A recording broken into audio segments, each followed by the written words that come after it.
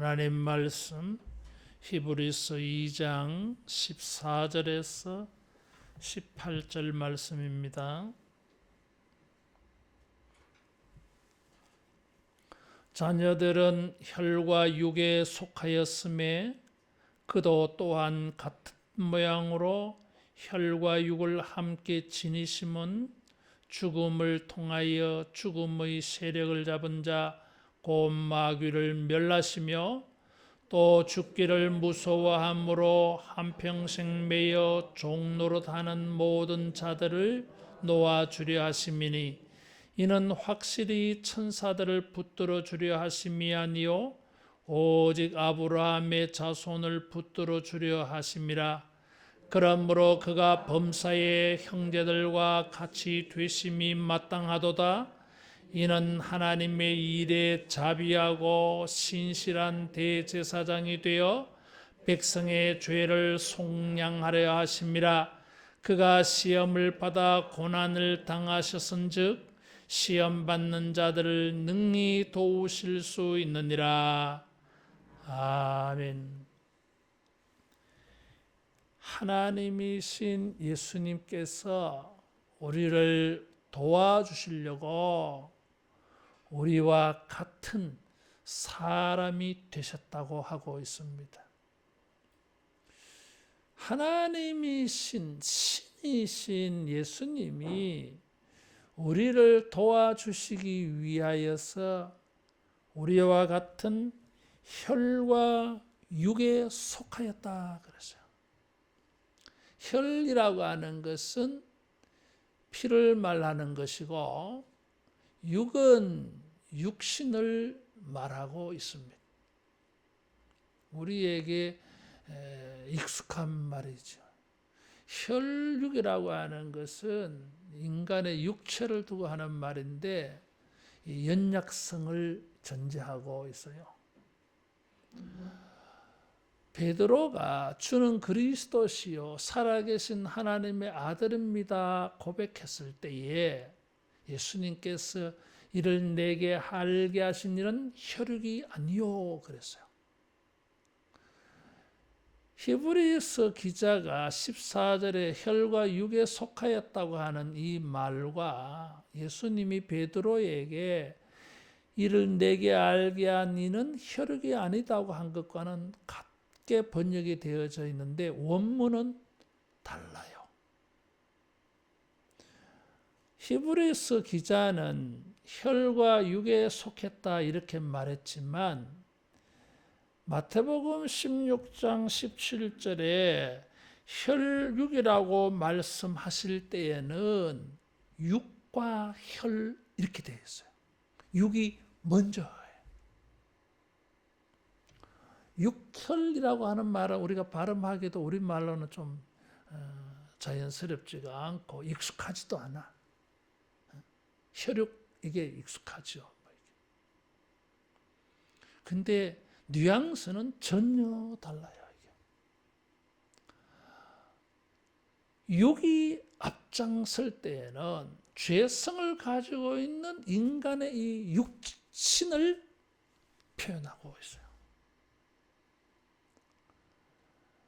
그래서 예수님이 우리와 같이 이 인간의 몸을 가지신 이것을 이렇게 말할 때에 사람들은 오해하기 쉬워요. 예수님은 완벽하게 우리와 똑같은 모양을 가지고 이 세상에 오시다 보니까 사람들이 예수님을 착각을 해요.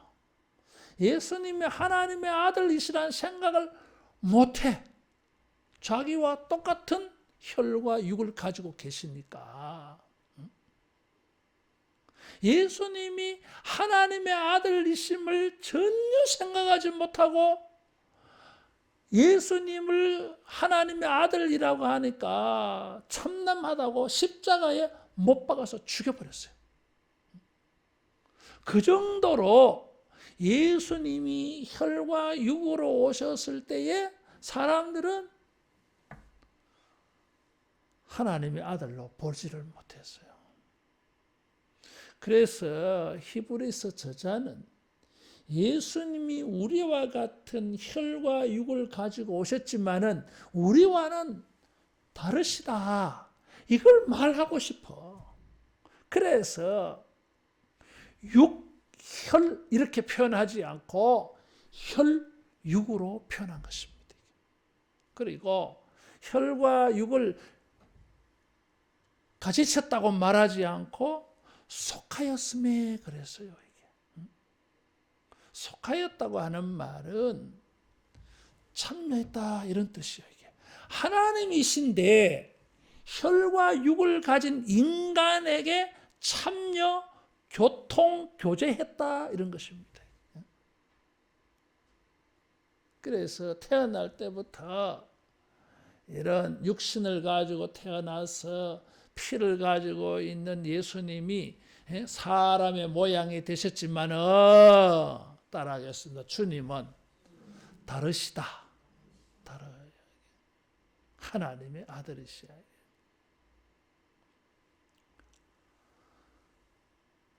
똑같은 모양으로 혈과 육을 함께 지니셨다. 지니셨다고 하는 것은 취득한 걸 말해요.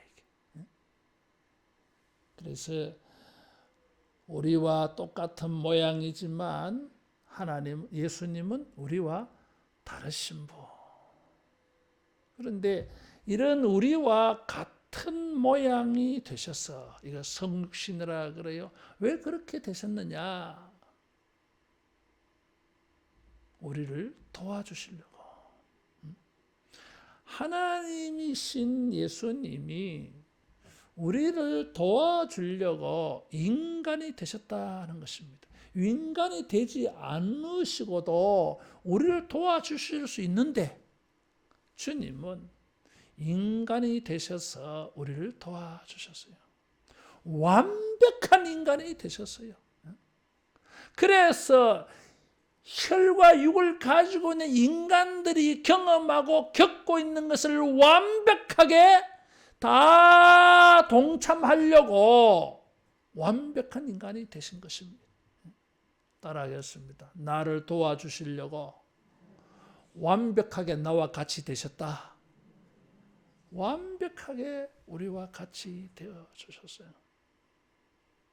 그래서 우리들과 똑같이 모든 것을 겪으셨어.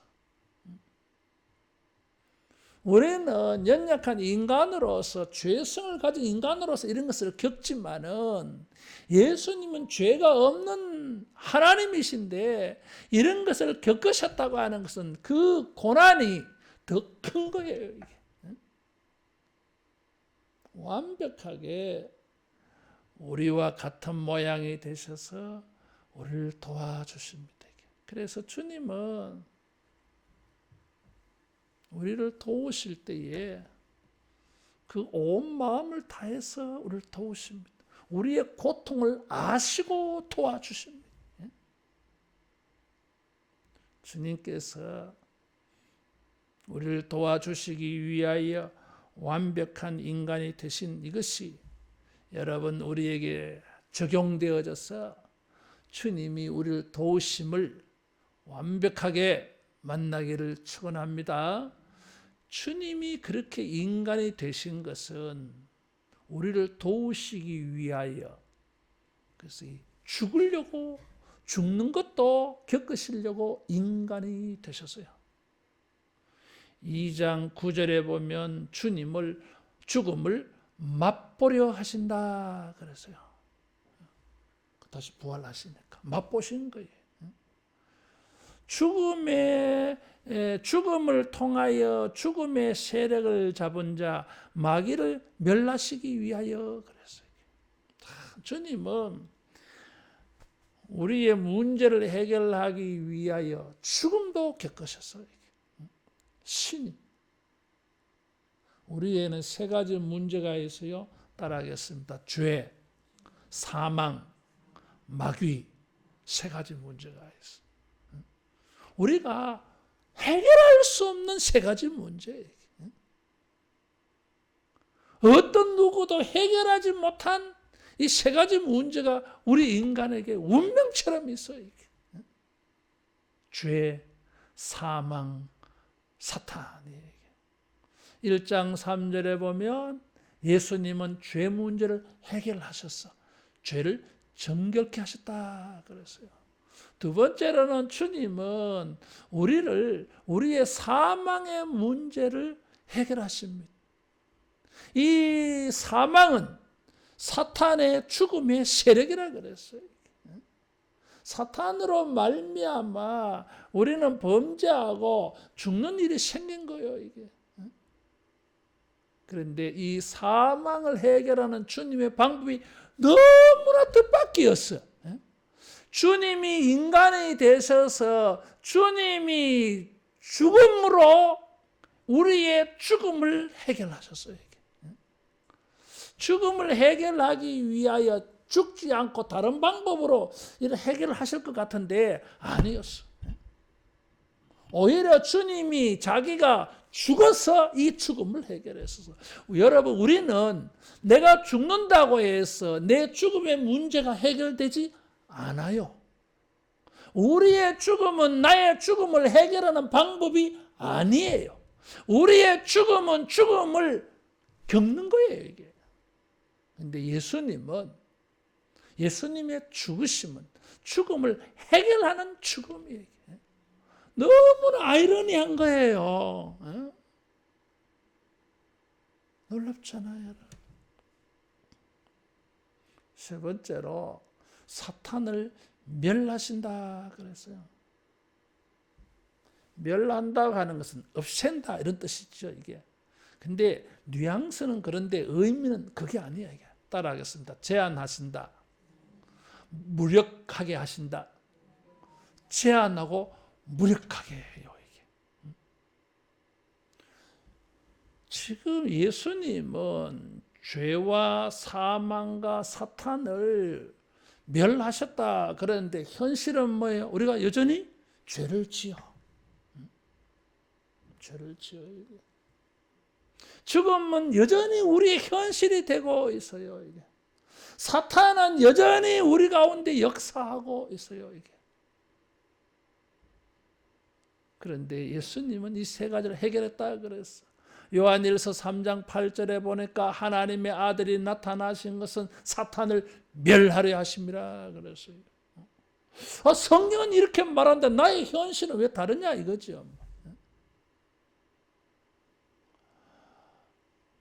그래서 없앤다고 하는, 멸한다고 하는 말이 두 가지 의미를 가지고 있습니다. 하나는 제한한다, 무력화시킨다 하는 것이고, 또 다른 하나는 단어 그대로 소멸, 없애버리는 거예요.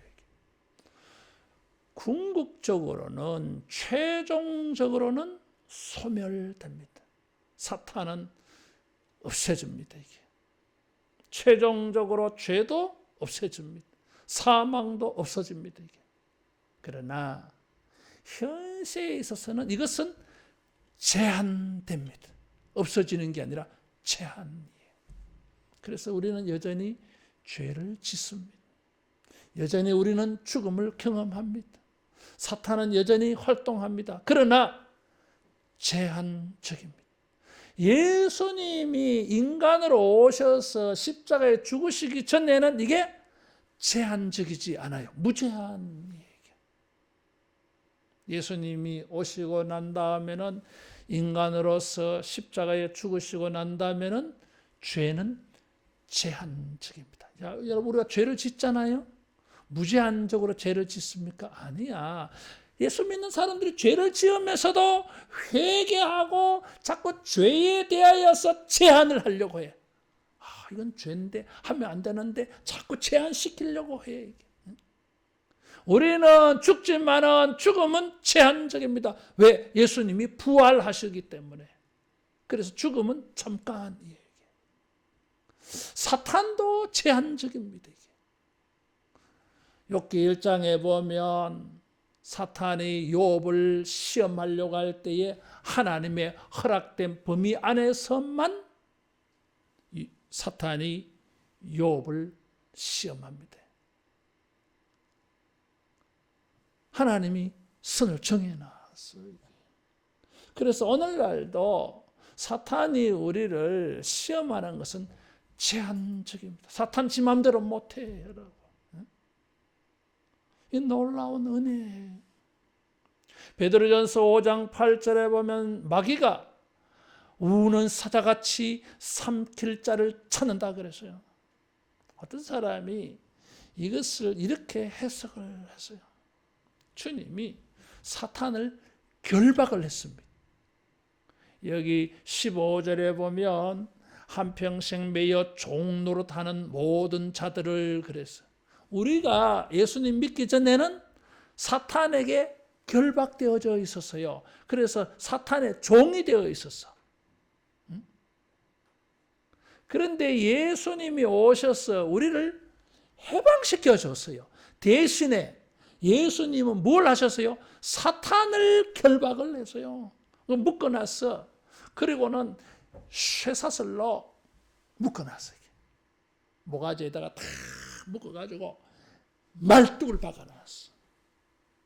그래서 사탄은 이 줄에 묶여가지고 빙글빙글 돌면서 우리를 위협합니다.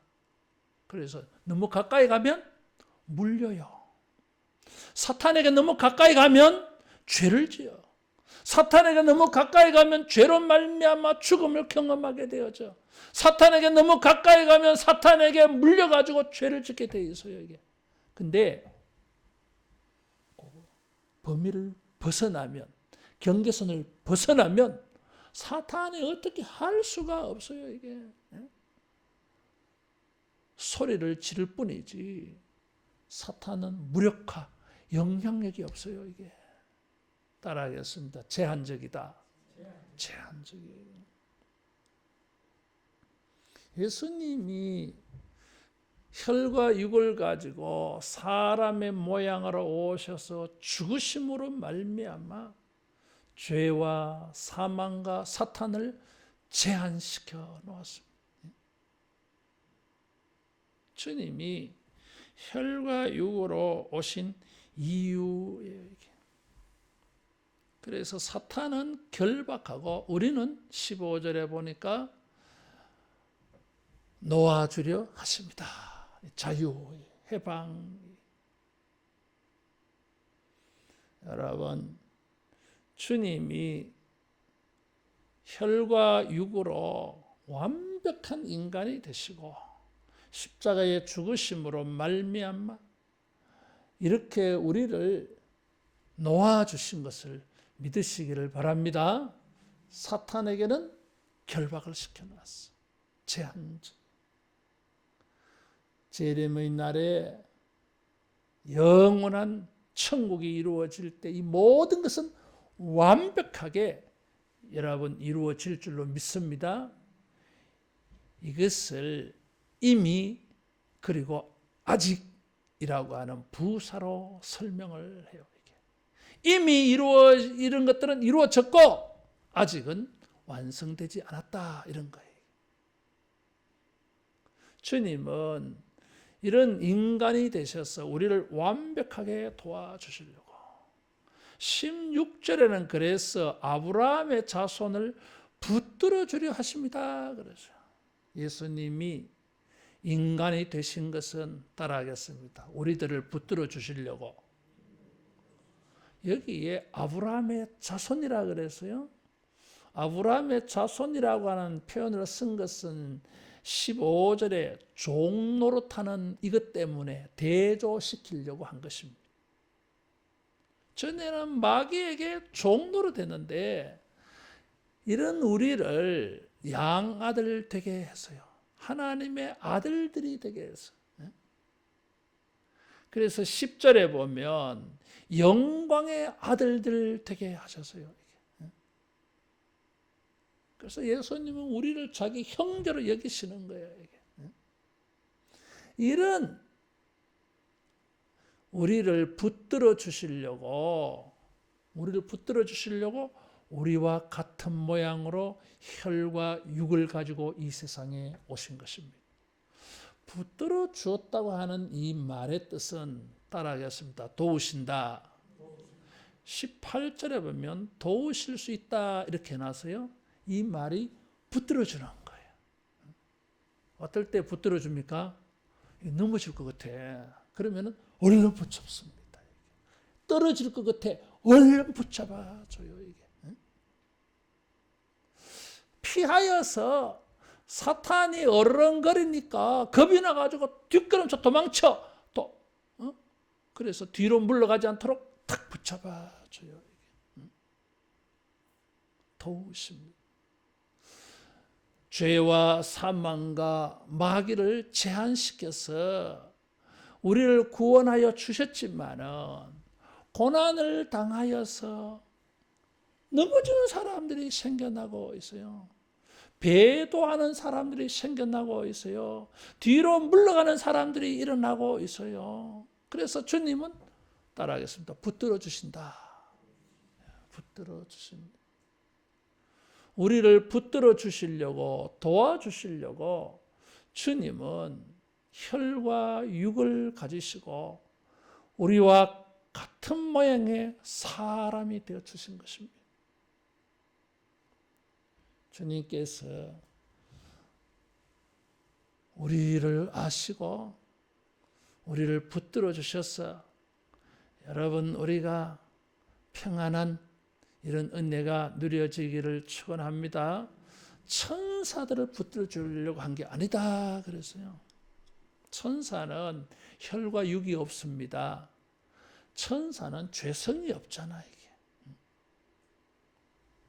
주님은 연약한 인간들, 죄성이 있는 인간들, 사망을 겪고 있는 인간들, 마귀의 공격이 되고 먹잇감이 되고 있는 이 사람들을 도와주려고 오셨어요.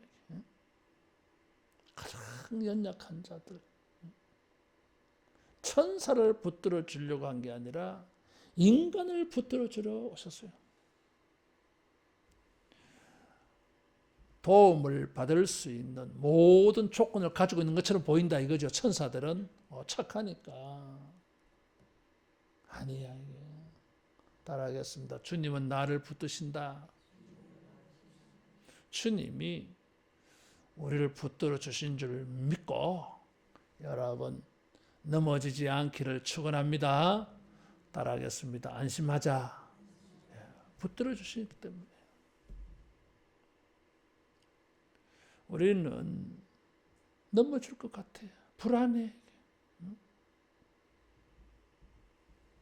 그래서 막 근심이 돼. 걱정이 되고 평안하지 않아.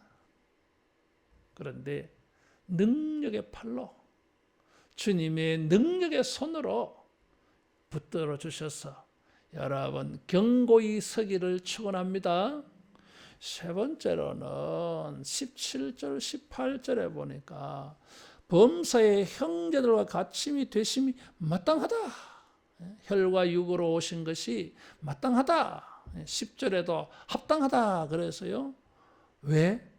하나님의 일에 자비하고 신실한 대제사장이 되어 백성의 죄를 속량하심이라 그랬어요.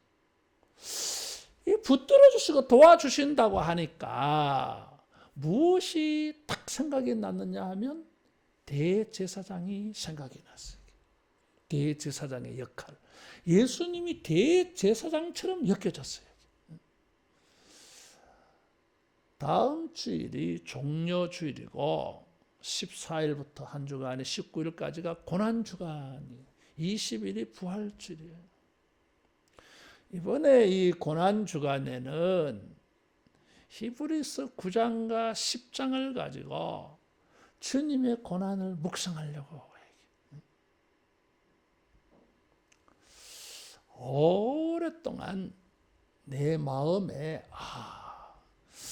이 히브리서 9장, 10장을 설교를 해야 되는데 그런 생각이 오랫동안 있었어요. 근데 주님이 때가 되신 것 같아요. 이게.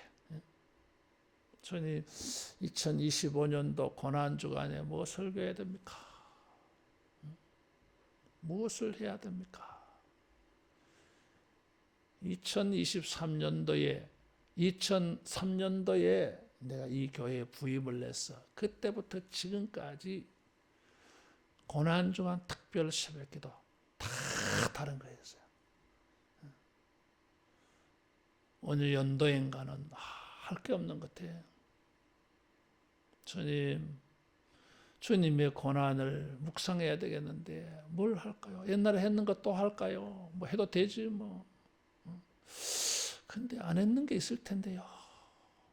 그러다가 그렇지. 그래서 다시 한 번 더 마태, 마가, 누가, 요한을 몇 개의 본문을 한 적이 있어요. 이게. 그리고 내가 마음에 히브리서 9장, 10장 해야 되는데. 그래서 히브리서를 이제 한번 강해를 해야 되는데 9장, 10장 해야 되는데. 그러다가 주님이 그래 9장, 10장 하자. 그래서 하게 됐어요. 그것에 대한 출발이 히브리서 2장이에요. 오늘 오후에도 2장 가지고 좀 말씀을 하려고 합니다만은 히브리서 저자가 예수님을 우리의 구원자로 소개할 때에 두 가지 개념을 가지고 와요. 따라하겠습니다. 하나님의 아들이라고 하는 개념을 가지고 와요. 두 번째로는 대제사장이에요. 9장, 10장은 대제사장 개념이 강해요. 사실은 뭐 5장부터 그렇게 나갑니다만은 어쨌든 주님이 우리와 같은 사람이 되셔서 우리를 돕는다고 하니까 죄, 사망, 사탄의 문제를 가지고 우리를 돕는 자들이 있었어. 대제사장이었어요.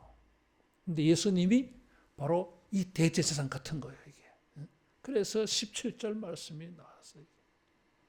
대제사장은 이스라엘 백성들 속에서 아론의 후손들에게서 대제사장을 세웠어요. 그래서 같은 이스라엘 사람이면서 그 중에서 나와서 이스라엘의 구원자 역할을 해. 똑같아 이게. 우리 가운데 혈과 육으로 우리와 같은 모양으로 우리 중에 계시면서 주님은 대제사장이 되셔서 우리를 도우십니다. 어떻게 도우십니까? 속량한다 그래서요. 속량이라고 하는 것은 빚을 져가지고 노예로 팔려갔어. 이 사람의 빚을 해결해주고 이 사람을 노예에서 종에서 해방시키는 게 속량이에요. 그래서 구원의 개념이 여기 있어. 예수님은 우리의 죄값을 치루어 주시고 우리를 사탄의 종에서 하나님의 아들들 10절에 보면 영광스러운 하나님의 아들들이라 그랬어. 예수님의 형제가 되게 하기 위하여 예수님이 대제사장이 되셔서 죄값을 치루어 자기 몸으로. 그런데 이 일에 자비와 성실이 있어요. 주님이 우리와 같은 혈과 육의 인간이 되신 것은 우리에 대한 주님의 자비야 이게. 따라하겠습니다. 예수님은 자비를 베푸셨다.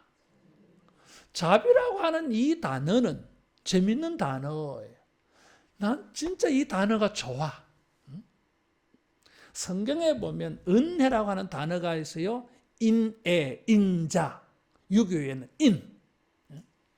대학 다닐 때 내가 아침마다 향교에 가서 사서삼경을 공부를 했어요. 율곡 이황의 16대 소인가 그분이 향교에서 사서삼경을 가르쳤어요. 자관 내가 몇 대 소인가 정확한데 16대 소인가 뭐 자관 그분에게 배웠는데 그때 내가 좋은 걸 하나 배웠어. 인이 무엇인가? 그래서 신학교에 갔더니 하나님의 인자를 가르쳐 주던데 똑같이 설명하더라고요. 이게. 하나님께서 모든 피조물들에 대하여 하나님의 백성들에 대하여서 뭘 도와주고 싶은 선한 마음이 인애, 인자. 따라하겠습니다. 하나님은 우리를 도와주려고 하신다. 그런 마음을 가지고 있어. 이런 마음을 실천해서 뭘 하나 딱 줬어요. 뭘 하나 받았어. 요게 자비예요. 이게. 미운 놈 떡 하나 더 준다고 떡을 받았어. 요게 자비예요. 이게. 그래서 하나님의 인애, 하나님의 은혜에 선물로 주어진 게 자비요. 이게. 뭔가 결과가 있어요. 이게. 따라하겠습니다. 주님은 우리에게 자비를 베푸신다. 자비를 베풀어요.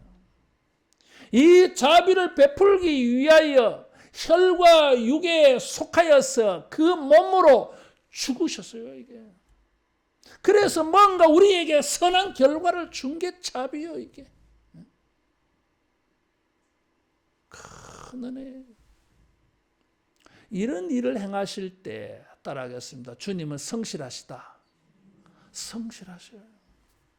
성실은 뭐예요? 열심히 하는 거지 뭐. 정직하게 일하는 거지 뭐. 게으르지 않는 거지 뭐. 하는 척 하면서 하지 않는 게 아니라 실제로 그렇게 열심히 하시고 그 일을 완성 마무리 책임을 지고 하는 게 성실이에요. 이게. 저 사람은 성실하다 할 때 그 사람 어때요? 정직하게 열심히 합니다. 그리고 적당히 하지 않아. 마음을 다해서 최선을 다해서 해. 그리고 그 일을 마무리, 완성해. 그럴 때 사람들이 저분은 성실하다. 기어코 해내었네. 그래 이게. 주님은 성실하십니다. 주님은 우리에게 성실을 베풀어서 우리에게 자비를 선물을 주려고 혈과 육을 가진 인간으로 오신 것입니다. 주님 우리를 막 도와주고 싶어. 그 돕는 일을 성실히 행하십니다. 따라하겠습니다. 우리는 주님에게 도움을 받는다. 그래서 18절에 능히 도우실 수 있느니라 그랬어요. 우리는 예수님은 우리를 도와주시려고 고난을 당하셨어요. 시험을 당하셨어요. 마귀에게 3가지 시험을 당하셨어요. 왜 그렇게 해야 됩니까? 예수님이 저 마귀에게 시험을 왜 당해야 됩니까? 주님은 자원해서 당하셨어요. 이게. 억지로 당한 게 아니야. 시험 안 당하려고 하다 당한 게 아니라 우리를 도와주려고 마귀에게 시험을 당하시고 승리하셨어요. 주님은 우리를 도와주기 위하여 인간의 몸을 가지고 오셔가지고 죽음도 겪으시고 고난도 겪으시고 시험도 겪으시고 우리가 겪는 모든 것을 겪으셨어. 도와주려고. 이 도움이 되기 위하여서 주님은 자기 육체를 죽음에까지 허신했어요. 이 한 주간 여러분 우리가 주님이 우리를 도와주시기 위하여 속량하기 위하여 붙들어주기 위하여 마귀의 일을 멸하기 위하여서 성실하게 자기 몸을 희생 제물로 내놓으시기까지 성실하게 일하여 도우시는 주님의 도움을 체험하기를 축원합니다. 인간이 되지 아니하셔도 도와주실 수 있는데 굳이 우리와 같은 모양이 되셨어요. 우리의 고통을 다 겪으시면서 우리의 그 고통과 시험과 죽음의 슬픔, 죄로 말미암은 애통, 이 모든 것을 주님이 다 그것까지도 겪어가시면서까지 도와주려고 했어요. 그래서 우리 육체도 해결이 되어지고 우리 마음도 해결되게 해주셨어요. 주님이 우리를 도우시기 위하여 이것까지 행하신 이 자비와 성실하심이 이 한 주간에 체험되어지기를 축원합니다. 기도하겠습니다. 예수님,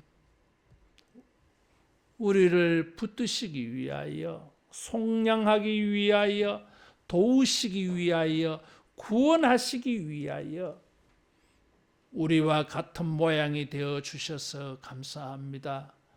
우리와 같은 모양이 되셔서 우리의 고통도 알고 시험도 알고 우리의 슬픔도 알고 우리 심령의 불편한 것들도 다 알아주셔서 감사합니다. 주여 우리를 그렇게 잘 아시오니 주여 우리를 구원하여 주시고 주여 우리를 도와주셔서 승리하며 감사와 기쁨으로 주님을 찬양하며 더 주님께 가까이 나아가게 되는 은혜가 있게 하여 주시옵소서. 예수님 이름으로 기도하옵나이다. 아멘.